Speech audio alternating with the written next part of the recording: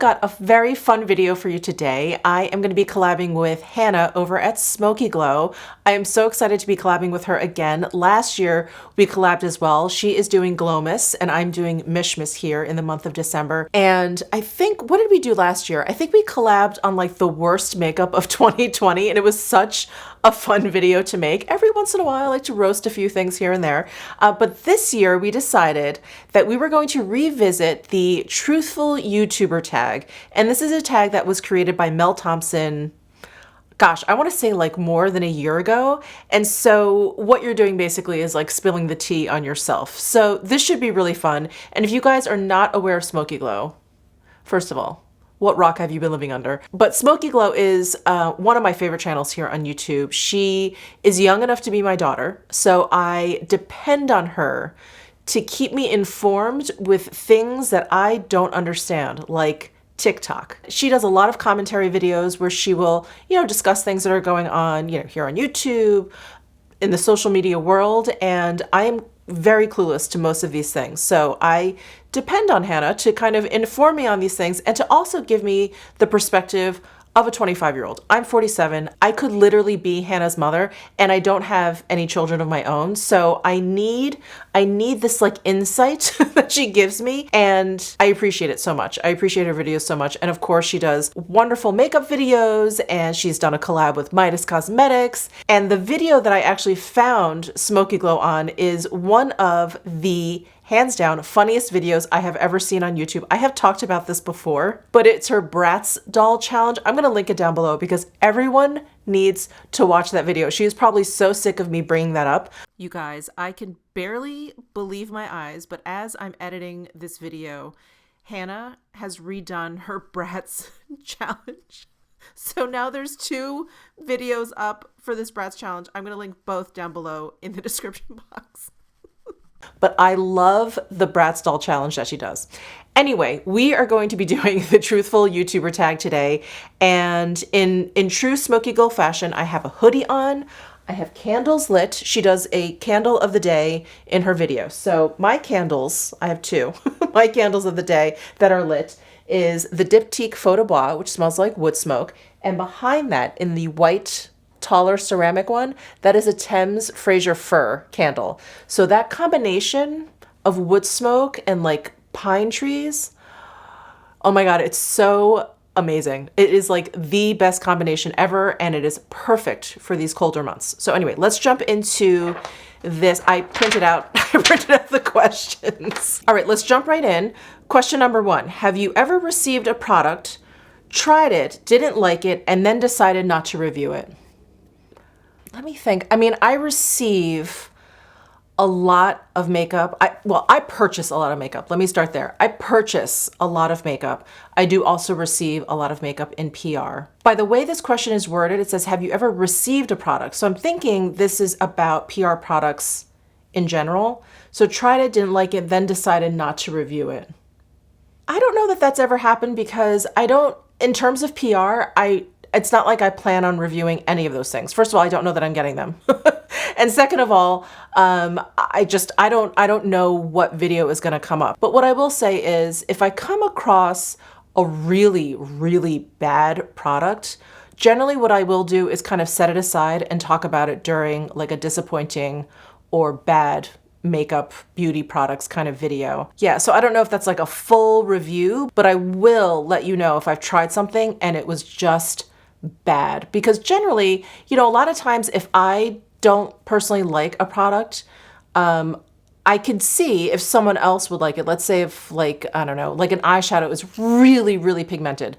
I probably would find something like that very, very hard to work with. But there are plenty of people who love really pigmented shadows. So I don't find myself like bashing a lot of products because from me, it's just a personal viewpoint and I can generally see or kind of put myself in other people's shoes and say, they would probably like this product, but I will try and like lay out all the facts. And if I don't like something, I will explain why I don't like something. But if I think something is total garbage, like I can't imagine anyone liking the product, then yeah, I'll set it aside and talk about it like in a disappointing products video. Okay, number 2, product you use alone but don't show or use online. Oh, okay. So like a product I use like in private that I don't show or use online. No. There are no products that I use and wouldn't show for like any reason other than maybe I just haven't gotten a chance to. So definitely not on purpose. So no, there are definitely no products that I use kind of like in private and don't show. Don't show you guys. Okay, number 3. Product you want but won't buy because you don't support the brand. There is something that I've wanted to try because people people talk about it and speak so highly of it, but it's the Morphe setting spray. It's the one that comes almost like in a can like this. So I guess it's aerosol, so it just sprays the setting spray on like really, really evenly. Everyone's always talking about how like fine the mist is. I think actually Hannah loves it. I think I've seen her use it and I'm like, oh, I really want to try it.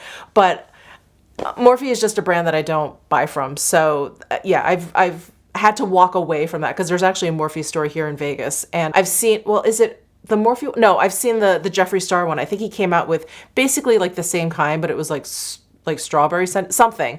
And I've walked away from it because I'm like, no, I don't buy from this brand. So yeah, that's definitely a product I've wanted and wanted to try, but yeah, I've walked away from it. Okay, number 4, do you have any blocked words? I don't. And I know this has not changed since the first time I filmed this video, but I don't have any blocked words. I haven't felt the need. My subscribers, my community here on YouTube, you guys, are very kind. 99.9% of my comments are supportive, nice, kind, generous, like just really beautiful. Like they're wonderful comments. Of course, every once in a while I get a troll, but no, I haven't really felt the need to like include any blocked words in my settings. 5, do you delete comments? If so, why? Yes, I delete comments. Well, there's a bunch of different types of comments that I will delete, but I'm trying to think of the overarching theme.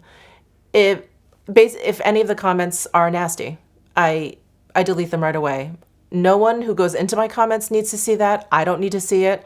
So I will delete any comment that I feel like has any kind of nastiness, judgmental bullshit. I will delete that like right quick because there's just no place for that. There's no reason for the person to be putting that out into the universe. I don't like seeing it. Like I said, there's no reason why my wonderful subscribers should go into my comment section and see that kind of nastiness. I don't appreciate it. And so I will delete those very, very quickly. 6, do you block people? Yes, I definitely block people. There's a lot of trolls out there. There are people who just find a lot of joy in leaving shitty comments everywhere. I block those people right quick. And depending on the comment, sometimes I'm like, I'm not sure. But if I see that name and I see like another kind of like comment with tone, I'll block that person. Yeah, I do not have time for that. I wonder if that answer has changed from the first time I filmed this video. I don't think so. Okay, number 7. Have you ever lied about a product to stay on good terms with the brand? I have never lied about a product to stay on good terms with the brand.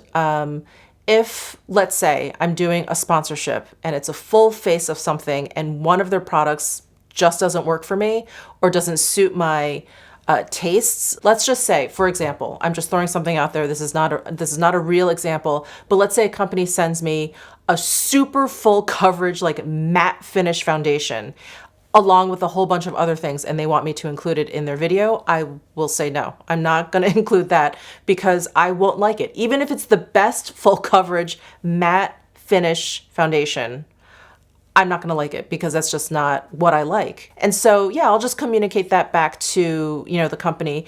And most of the time, 9 out of 10 times, the company is fine with it. They're like, okay, they know that everything isn't going to work for everyone. So I just won't include stuff like that. But I'm definitely not going to include that and say that I like it when I don't. So no, I have never lied about a product to stay on good terms with a brand. I don't see the point in it. Number 8, have you ever initially liked a product when you reviewed it and then changed your mind but didn't let your audience know? There's only one product that I can remember this happening to. And it's hard because you know, I mentioned that I didn't like it, that I felt like it changed on me, or that it didn't stay good long enough. But it's not like I'm going to make an entire video talking about how I changed my mind on this one product. So I'll mention it in videos, and of course, not everyone sees it and it gets missed. So I don't know if that counts or doesn't count, but the one product I'm thinking about is the Armani, it was the concealer, not the Luminous Silk Concealer, but the, oh my God, I can't remember the name. It was relatively new and it came in like a longer tube. I loved that concealer, but all of a sudden I felt like it started to dry out and it started to make my under eyes look like crepey. And it didn't. When I first got it, it didn't do that. So I raved about it. I think it was even in my favorites. And then as soon as I felt like it was kind of drying out, and it was quick, I want to say maybe I had it for 2 months. I started mentioning it in videos, you know, telling people that I didn't like it anymore. But yeah, it's not like I felt like I needed to make like an entire video like announcing that I changed my mind about this one concealer. But yeah, that's one instance that comes to mind. And so, you know, I'll mention it, but again, it probably doesn't reach everyone that saw me initially rave about it, unfortunately. 9, influencer you don't trust. There is someone that I feel like I'm definitely doing the eyebrow raise to, but you know, you only know as much as you hear, and that's Tati. I used to trust her, I used to watch her, and now I just feel like I don't know what is happening. I don't know what is going on. I don't feel like I don't trust her because I feel like she's just outright lying about things. I don't feel that. I don't necessarily trust her because I think she has a lot to lose. And I think when you back someone into a corner that has a lot to lose, they're gonna lash out. And when people lash out, what they're doing is reacting with emotion. And that to me is never reliable. Maybe that's a better word regarding how I feel about Tati. I just don't find her like a reliable person anymore. Is that mean? Is that mean? Because I feel like she's really going through it and I feel bad. I'm gonna stop there only because I don't like talking about things that I don't know anything about, and I really don't know anything about what's going on in her situation. But anyway, I hope she's taking care of herself. I'll leave it there. Okay, number 10, influencer you trust the most. The influencer I trust the most is probably one of my favorite YouTubers. She is probably one of the reasons why I started my YouTube channel, and that is Tara Babies. And I talk about her all the time, but Tara tries every single piece of makeup that's out there. I mean, nearly every single piece of makeup that is out there, and she just tries it out and gives you her opinion. She does a haul video pretty much every single Saturday where she talks about what she's purchased the week before, and she will try the things during that week so that she can give you at least like a mini review. And it's incredible. The amount of makeup that she has tried is unbelievable. And so I trust her. If she likes something, I'm like, okay, thumbs up, because she knows she can compare it to pretty much anything else out on the market. So she's probably the one influencer I trust the most. Number 11, secret tips or product application you don't show while on camera. I don't have any secret tips. I'm not a makeup artist. I just try not to look like a fool on camera. That's pretty much it. Yeah, I don't have any secret tips. I'm not keeping anything from you guys. Anything that I do, you guys have seen me do like a full face. So yeah, there's nothing that, no secret tips. I don't have any. I wish I did. I wish I could share a secret tip with you right now, but I don't have one. Number 12, have you ever showed one product but were actually using another? No, that I've never done. I'm trying to think when that would ever happen. No, never done that. Number 13, have you ever not disclosed a sponsorship? Definitely not. Definitely not. I will always disclose a sponsorship. I put it in my title, which I've had arguments over companies with. They've asked me to take it out and I say absolutely not. But I put it in my title because I want you guys to know, before you click, I want you guys to know that it's a sponsored video or that there is a sponsorship in there. I will put it within like the first 2 sentences of my description box. I will say it for you in my video within the first minute. And There's now like a YouTube option where you can click off like a checkbox that says that your video includes a paid promotion. I will click that off so now you see it on the screen as well. So I try to be as upfront as possible because I don't like to be duped myself, because I want to know too, you know, if I see ad in the title, I'm not swayed by it. You know, I'll click on it if the content seems interesting to me. But I like knowing that one is coming up, and I'm kind of interested to see like, oh, who sponsored this video? So I like to be like very, very upfront about my sponsorships. Number 14, have you ever had a bad interaction with a brand? Oh yes. Yes, I have. A lot of brands don't know how to take a hint over email. So there's that instance. There are some brands that, I don't know if this is really like a bad interaction, but some brands will come at you, you'll start a conversation with them, they will, you know, I'll say this, they'll sweet talk you, and then I'll bring my manager into the conversation, and then they completely ghost.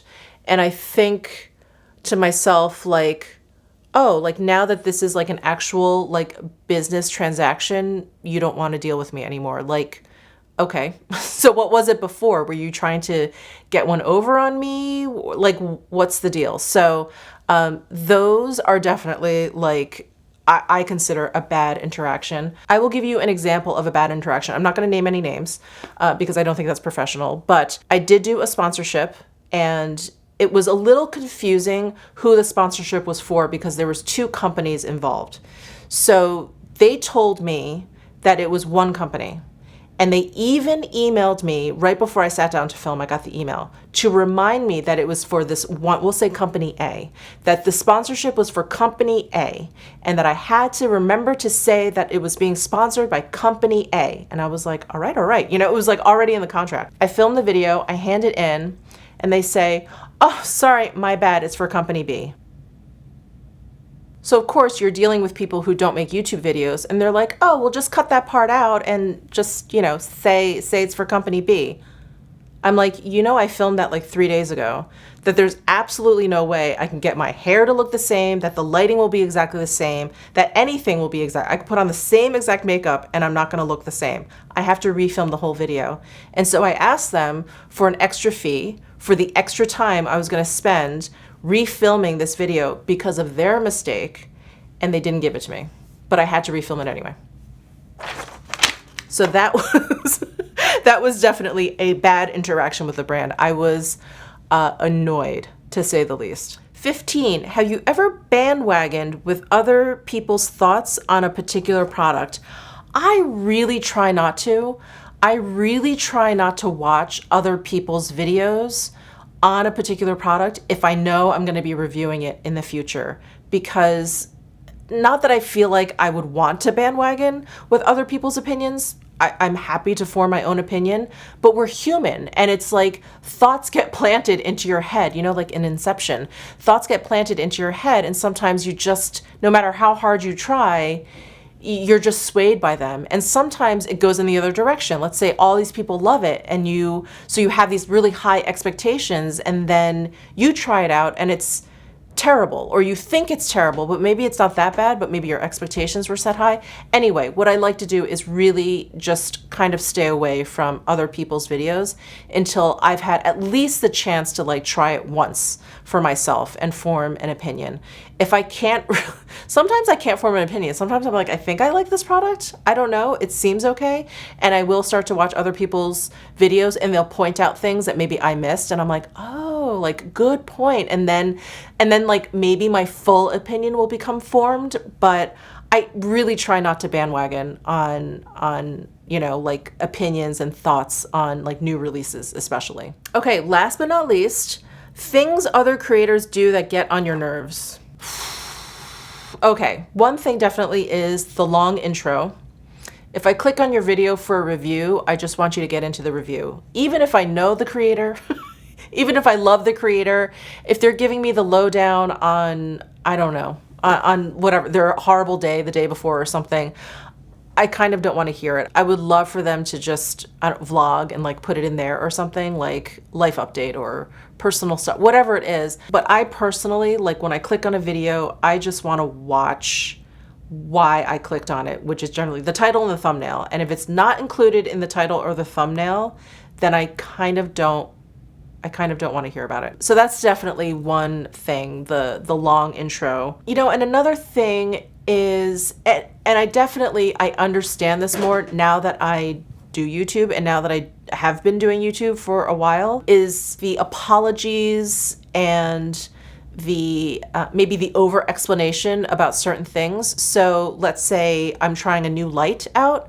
the like over explanation of why maybe the video, like a quick like, oh, I'm trying a new light out, guys, let me know if it looks okay. Great, that's awesome. But like an over explanation of it is unnecessary, and again, usually in a very long intro. So that sort of thing I don't like. But the reason why I say now that I've been doing YouTube for a while and I kind of understand that is because you'll get a lot of comments. And so I think a lot of YouTubers are trying to get out in front of it because they're like, oh my God, I'm gonna get a comment on this, I'm gonna get a comment on that, they're gonna say it looks different, they're gonna want me to go back or whatever. So they kind of like are preemptively or proactively like, you know, trying to address these comments that they can see coming. Like we all end up doing it. So I'm a little bit more forgiving of that now. I still don't like it though. I still don't want to hear it. So those are two things that creators do that definitely gets on my nerves. I think I mentioned that in my the first time I filmed this video. Let me see if there's anything else. The other thing that gets on my nerves personally is when a creator says, and this is just, it's just part of our language now. It's just part of our vernacular. You know, it's been so dumbed down, but I cannot stand, and I'll say it occasionally, I will, but I really try to reserve it for when it truly is the case. But I don't like when people say they're obsessed with something, because being obsessed with something is such a high level of focus that I'm like, I'm pretty sure you're not obsessed with it. So that bugs me. That personally bugs me. And again, that's something I try not to say, but because it's just such a part of our everyday language now, I do find myself saying it every once in a while. So anyway, if I do say it, excuse me. The other thing that really gets on my nerves, and I'm going to stop there. But the other thing that really gets on my nerves, and something I'm pretty sure I've never said on my channel, is when someone tells you you need something. You don't need anything except for food, water, shelter. So that's another word where I'm like, that is a very strong, serious word. Need, obsession, these are very strong words, and I don't like when they're thrown around, and especially when we're talking about makeup. I love makeup. I love it. I love sharing with you guys things that I'm really enjoying, things that I am personally enjoying, things that make me happy, things that I think perform well, but you do not need any of these things. I'm going to emphasize that for you. You do not need any of these things. So that really kind of like, that kind of gets to me when I hear other influencers say like, oh my God, you need this. I'm like, I always say it. If I'm watching it on my laptop, on my TV, on my phone, I'll just start shaking my head and I'm like, you don't need that. You don't need anything. Like, you don't need any of these things. I say that exactly every single time someone says you need this. I'm like, no, you don't. So those are some things that creators do that gets on my nerves. And that is it. That is it for the 16 truthful YouTuber tag questions. Oh my God. Okay. Definitely check out Hannah's video. I will link it down below in my description box. That was fun. That was fun. I don't do these tag videos very often, but when I do, I think they're really fun. Anyway, let me know your thoughts down below in the comment section. Subscribe if you haven't already, and I will see you in tomorrow's Mishmas video.